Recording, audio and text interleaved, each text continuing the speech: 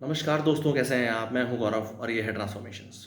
पिछले 7-8 सालों में हमने देखा कि किस तरीके से बहुत ही प्रोमिनेंट जर्नलिस्ट हैं जो कि बहुत नेशनल टेलीविज़न या नेशनल मीडिया सिस्टम या जर्नलिस्ट से जुड़े रहे और किस तरीके से उन्होंने उन सब सिस्टम्स को छोड़ के अपने लिए एक नया प्लेटफ़ॉर्म बनाया, भले वो सोशल मीडिया प्लेटफ़ॉर्म्स बनाए या डिफरेंट डिफरेंट चैनल्स में स्विच किया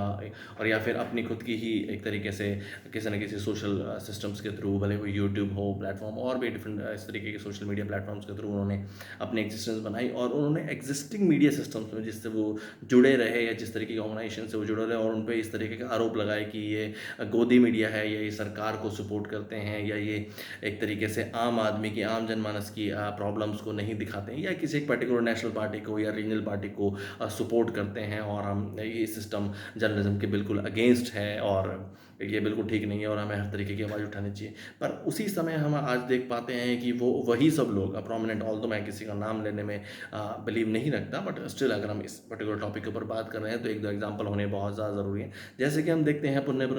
जो वाजपेयी हैं, उन्होंने भी अपना एक यूट्यूब चैनल बनाया, जैसे कि अभिषाल शर्मा को हम देखते हैं, उसके अलावा पौर शर्मा है, इस तरीके के और भी बहुत सारे सोशल मीडिया इन्फ्लुएंसर्स हैं या सोशल मीडिया जो कि मीडिया सिस्टम्स जुड़े हुए हैं या फिर इंडियन पॉलिटिक्स या इंडियन पॉलिटिकल या इलेक्ट्रॉनिक सिस्टम्स पे ही अपना कंटेंट क्रिएट करते हैं, इस तरीके से बनाते हैं और वो एग्जिस्टिंग मीडिया सिस्टम को एक तरीके से बताते हैं कि ये गोदी मीडिया है या ये सरकार की चाटुकारिता करता है या जो भी सरकार सत्ता में हो, जो कि प्रेजेंटली बीजेपी गवर्नमेंट है ही पिछले 11 साल से, तो उनके इस तरीके के आरोप रहते हैं कि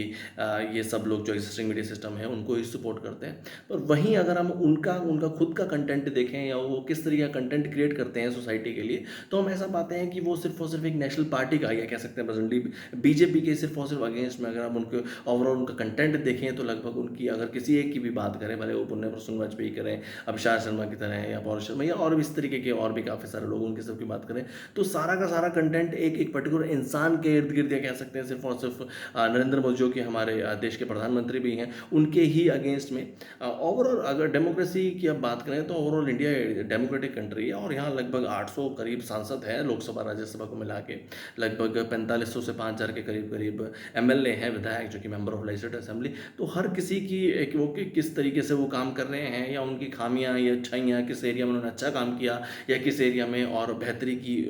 गुंजाइश है या की जा सकती है या किस तरीके से नए लोगों को अपॉर्चुनिटी देनी है डेमोक्रेसी में या नए विचारों को अपॉर्चुनिटी देनी, इंस्टेड कि एक ही इंसान के ऊपर या एक ही किसी पार्टी के सिर्फ और सारे दिन दोष गिनाना और सब लोगों की बस बस यही खराब है, यही खराब है, ये उनका काम बिल्कुल एक सिरे से खराब ही है, क्योंकि इसी सिस्टम को वो खराब बताकर अपना नया सिस्टम डेवलप कर रहे थे और नया सिस्टम भी उसी राह में जा रहा है।